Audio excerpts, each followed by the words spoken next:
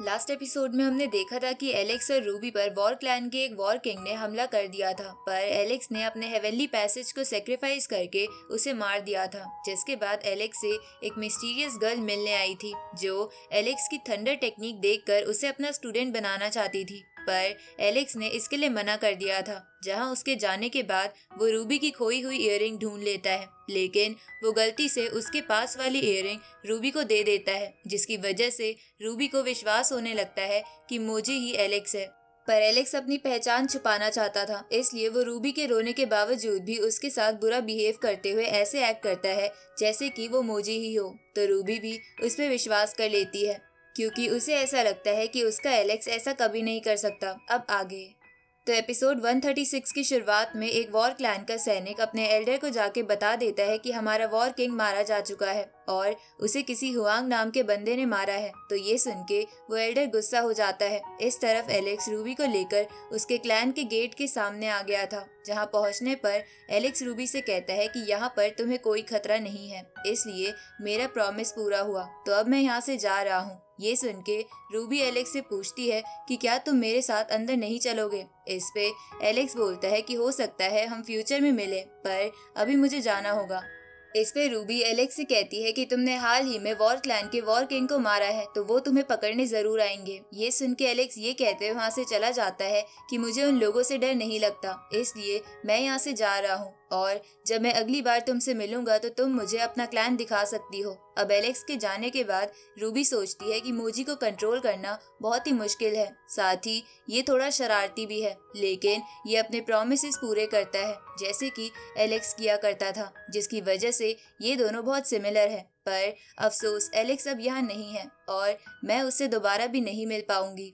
अब ये बोल के रूबी अपनी इयररिंग बाहर निकालते हुए उसे देखते देखते क्लैन के अंदर चली जाती है। इधर एलेक्स छुपते हुए रूबी को अंदर जाते हुए देख रहा था, जहां ऐसा करते हुए वो बोलता है कि सेलेस्टियल क्लैन में कई सारे मास्टर्स हैं, इसलिए अगर मैं वहां गया तो हो सकता है मेरी सच्चाई सबके सामने आ जाए, तो उन लोगों से दूर रहने में ही मेरी भलाई है। अब एलेक्स वहां से जाने लगता है, लेकिन उसका पैर ट्रैप पर पड़ जाता है और उसे हेवनली डाइटी लॉ चेन पकड़ लेती है। इधर हम क्लैन के मेन हॉल को देखते हैं, जहां क्लैन की ग्रैंड लेडी और क्लैन मास्टर बैठे थे। अब रूबी वहां पहुंचकर उन्हें सब कुछ बता देती है कि उसे यहाँ मोजी नाम का लड़का बचा कर लाया है, जिसने वॉर किंग को भी मार दिया है। ये सुन के वो क्लैन मास्टर कहता है कि वो अब कहाँ है। इस पे रूबी क्लैन मास्टर से बोलती है कि मैंने उसे रोकने की कोशिश की, पर वो यहाँ से चला गया। ये सुन के क्लैन मास्टर रूबी से बोलते हैं कि क्योंकि तुम हेवनली फेट स्टोन सावधानी से यहाँ ले आई हो, साथ ही यूयू भी अपने हेवनली स्टोन के साथ क्लैन में आ चुका है, इसलिए तुम उसके साथ जाके मेडिटेशन करो ताकि तुम्हारा हेवनली स्टोन तुम्हारे साथ अच्छी तरह मर्ज हो जाए। ये सुन के रूबी इस बात पर हाँ करके वहाँ से चली जाती है, जिसके जाने के बाद ग्रैंड लेडी क्लैन मास्टर से कहती है कि जो लड़का रूबी को बचा के लाया हम उसका क्या करेंगे। इस पे क्लैन मास्टर कहता है कि हेवनली फेट स्टोन हमारे क्लैन को परफेक्टली इवॉल्व कर सकता है, जिसकी वजह से अगर रूबी और यूयू एक बार कम्प्लीटली मर्ज हो गए तो वो यंग जनरेशन के सबसे स्ट्रॉन्गेस्ट कल्टिवेटर बन जाएंगे।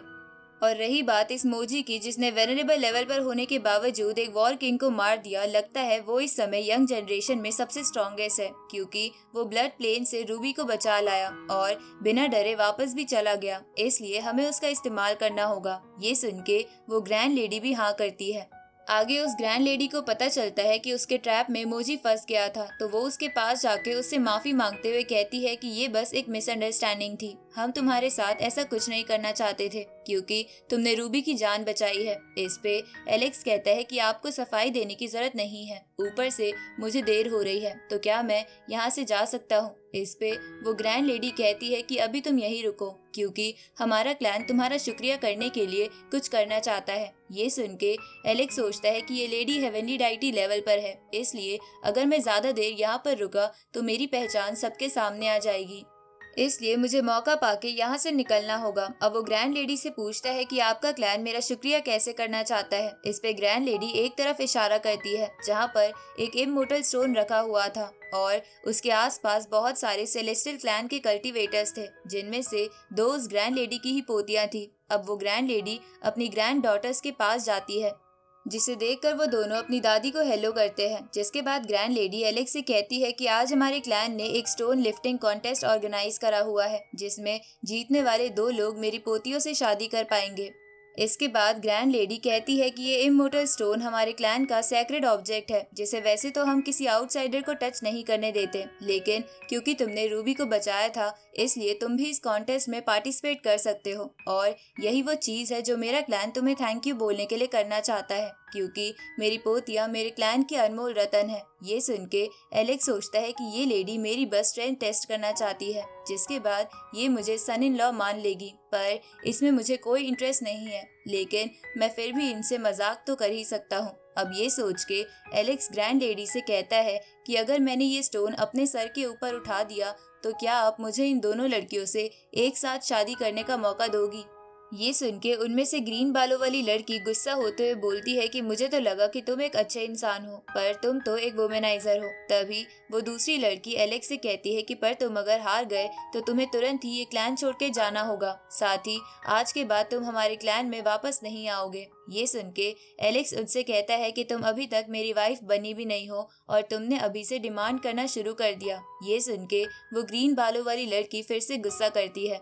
तभी एलेक्स कहता है कि ठीक है, अगर मैं हार गया तो मैं यहाँ से चला जाऊंगा और वापस कभी नहीं आऊंगा, पर अगर मैं जीता तो मैं तुम दोनों का हस्बैंड बनूंगा और हम अपनी जनरेशन को आगे भी बढ़ाएंगे। तो ये सुन के वो दोनों इसके लिए मान जाती है। इस पे एलेक्स ग्रैंड लेडी से कहता है कि इन दोनों ने हाँ कर दी है और आप इसकी विटनेस हो। अब ये बोल के एलेक्स इमोर्टल स्टोन के पास जाने लगता है, जहाँ जाते हुए वो सोचता है कि अगर मैं इस स्टोन को ना उठाऊं तो मैं यहाँ से तुरंत निकल सकता हूँ। इधर वो ग्रीन बालों वाली लड़की अपनी ग्रैंड माँ से कहती है कि इसके पास पहुँचने पर भी स्टोन ने रिएक्ट नहीं किया, इसलिए मुझे नहीं लगता कि ये स्टोन उठा पाएगा। तभी दूसरी लड़की बोलती है कि एक वुमेनाइजर में क्या ही एबिलिटी हो सकती है। इधर एलेक्स सोचता है कि मैं फेल होने का प्रिटेंड करूंगा, लेकिन उससे पहले मुझे इसे उठाने का ट्राई जरूर करना चाहिए। अब ये बोल के एलेक्स उस स्टोन को उठाने की कोशिश करता है, पर जैसे ही वो ऐसा करता है तो उसे बहुत अच्छा फील होता है, इसलिए वो बोलता है कि ये इमोर्टल स्टोन तो सच में एक ट्रेजर है, जरूर इसके अंदर कुछ न कुछ होगा जिसकी वजह से ये स्टोन मेरी बॉडी से रिएक्ट कर रहा है।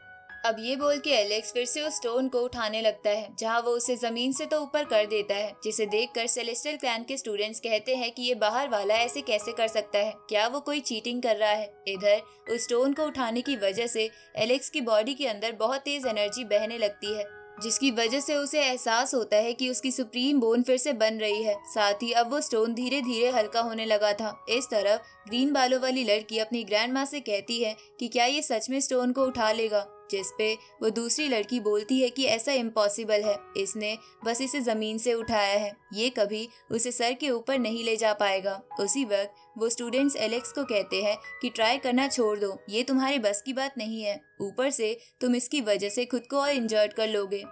इस तरफ हम एलेक्स की बॉडी में देखते हैं, जहां वो सारी एनर्जी इकट्ठा होकर एक जगह फोकस होती है, जिसकी वजह से एलेक्स की सुप्रीम बोन बन जाती है, पर अचानक से वो टूट जाती है। ये जान के एलेक्स सोचता है कि सुप्रीम बोन टूट गई, पर ये फिर से बनी ही क्यों? क्या मेरा ब्लड और मेरी बॉडी ही सुप्रीम बोन की रूट है और ये स्टोन उन रूट में एनर्जी डालकर सुप्रीम बोन बना रहा था।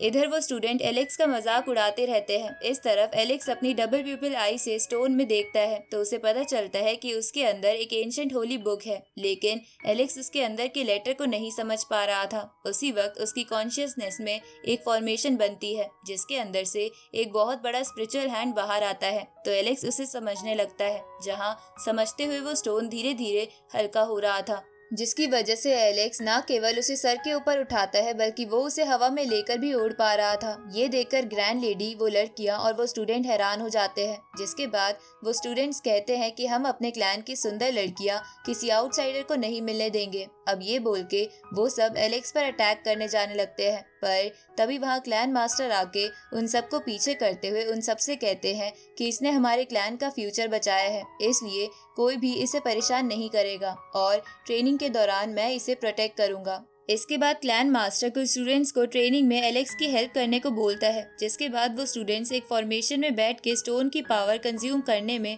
एलेक्स की मदद करने लगते हैं। इधर वो दूसरी लड़की ग्रैंड माँ से कहती है कि क्या ये लड़का सच में मेरी और मेरी बहन से शादी करेगा। इस पे क्लैन मास्टर उससे कहते हैं कि ये कॉन्टेस्ट एक जुआ था जिसमें हमारे क्लैन की जुबान लगी थी, इसलिए हमारा क्लैन अपनी जुबान से पीछे नहीं हटेगा। ऊपर से पुराने समय में मेरे क्लैन के 6 मेंबर्स ने अपनी लाइफ को सेक्रीफाइस करके ये इमोर्टल स्टोन हासिल करा था, पर इस स्टोन ने मोजी को चुना है, इसलिए तुम दोनों में किसी को इससे शादी करनी ही होगी ताकि ऐसा टैलेंट हमारे क्लैन में ही रहे, नहीं तो मोजी ये इमोर्टल स्टोन ले जाएगा और हमारे क्लैन को कोई फायदा भी नहीं होगा। आगे रूबी और यू वहाँ आते हैं, जिन्हें देखकर सभी स्टूडेंट्स उन्हें चीयर करने लगते हैं। तभी यू रूबी से कहता है कि सभी को हमसे हाई होप्स है और हम सेंटर ऑफ अटेंशन भी है, इसलिए हमें अपना काम पूरा करना ही होगा। इस पे रूबी कहती है कि पर मैं वो नहीं चाहती। ये सुन के यू उससे कहता है कि हम दोनों इस क्लैन के जीनियस हैं। ऊपर से आज मैं जब वो इमोर्टल स्टोन उठा लूंगा तो हम दोनों ऑफिशियली पति पत्नी बन जाएंगे, तो तुम्हें भी इसकी आदत डाल लेनी चाहिए। अब ये बोल के यू स्टोन के पास जाने लगता है, पर वो देखता है कि वहाँ तो स्टोन है ही नहीं। तभी उसे एक स्टूडेंट बताता है कि हमारे मास्टर ने वो स्टोन मोजी को दे दिया। अब मोजी का नाम सुन के रूबी के चेहरे पर मुस्कान आ जाती है, पर वो स्टूडेंट से पूछती है कि आखिर मास्टर ने मोजी को वो स्टोन क्यों दिया। इस पे एक स्टूडेंट कहता है कि मोजी ने वो स्टोन उठा लिया, जिसकी वजह से उसे ग्रैंड लेडी की दोनों ग्रैंड डॉटर से शादी करनी पड़ेगी। साथ ही उसने वादा करा है कि वो क्लैन की रक्षा करेगा, इसलिए मास्टर ने वो स्टोन उसे दे दिया। अब वो शादी करने वाली बात सुन के रूबी थोड़ा निराश हो जाती है। तभी एक स्टूडेंट वहां आकर उन दोनों से कहता है कि आपको मास्टर ने बुलाया है।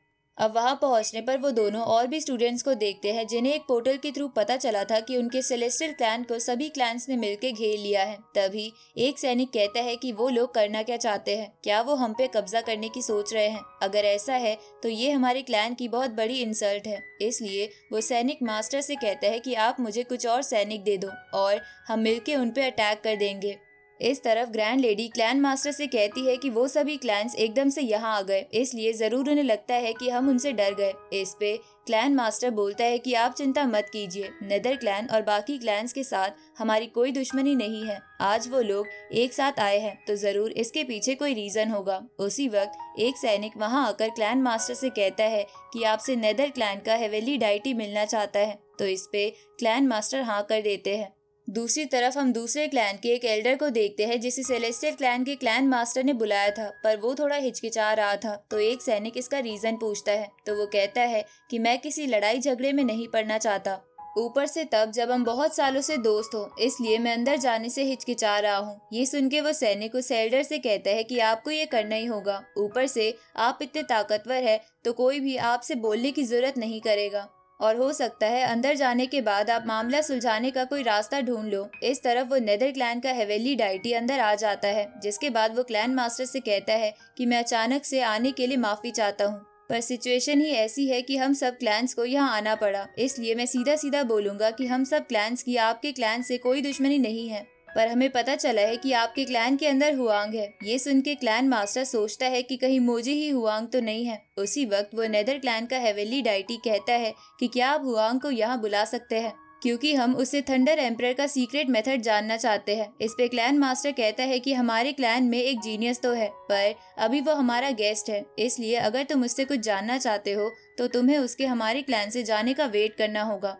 इस पे वो हेवेली डाइटी कहता है कि अगर आपका यही मानना है तो ठीक है, मैं भी कुछ नहीं कहूँगा, पर मैं आपको एक बात बताना चाहता हूँ कि कुछ ही समय में वॉर क्लैन सभी क्लैंस को लीड करके कुछ करने वाला है। इसलिए अब सोच लो कि क्या आपको अपने गेस्ट की सेवा करनी है या हमारा साथ देना है, क्योंकि आपको लग रहा होगा कि आपका गेस्ट आपके क्लैन को ताकतवर बनाएगा, पर असल में वो आपके क्लैन की फाउंडेशन को तबाह कर देगा। ये सुन के वो सब शॉक हो जाते हैं और इसी के साथ ये एपिसोड यहीं खत्म होता है।